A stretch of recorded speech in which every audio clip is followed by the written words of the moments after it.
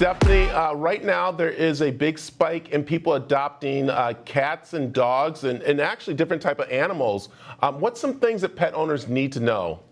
Yeah, this is a great time to adopt an animal, but it's something you got to keep in mind that once we go back to our normal lives, and we'll let my little animal go there, once we go back to work, we got to take them into account. So now's a great time because it's a good time when you adopt that pet for them to adjust to the home, to adjust to the family, any other pets that are in the house, and you can do that in a controlled environment.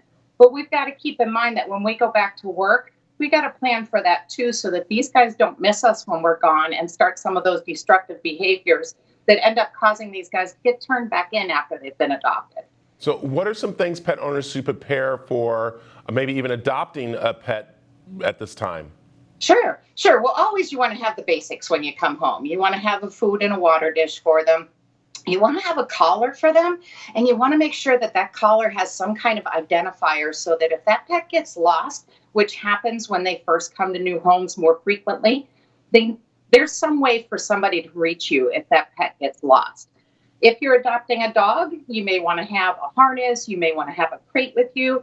If you're adopting a cat, a nice little bed is usually sufficient, and that's kind of all you need to get started. You don't want to buy a lot of stuff that you don't know your pet's going to use. You don't want to buy foods that maybe aren't the same as what your pet's been eating until you talk to the place that you adopted from so that you can make those transitions gradually.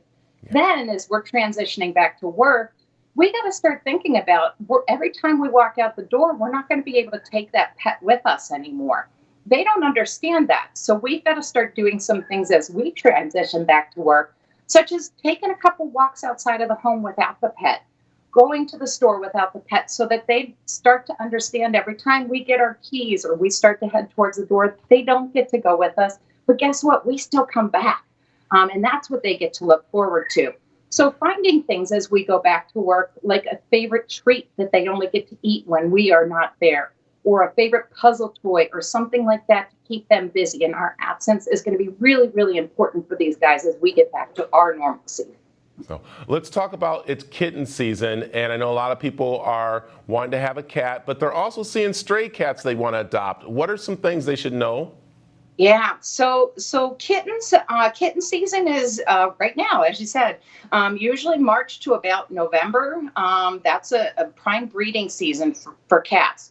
There are lots of opportunities to adopt kittens from fosters, fosters, rescues, shelters, those sort of things. So I encourage you to reach out to those places. Adopting a stray cat, you still got to make sure you get it into the veterinarian, you get it tested, you get it vaccinated, you get it spayed or neutered if it is not altered. And you got to be careful. Some of these animals are not going to domesticate. They're feral. If they haven't been what we call imprinted by humans, meaning have that touch early on in life, they don't always accept human contact. But there's places for those cats too. There are lots of colonies of feral cats where organizations trap them, spay them, neuter them, and then release them in the same area because they're going to take care of that area from the rodents and the other pests, but still not reproduce and transmit disease. So it's still possible to adopt a stray. You just might not be able to bring them into your home.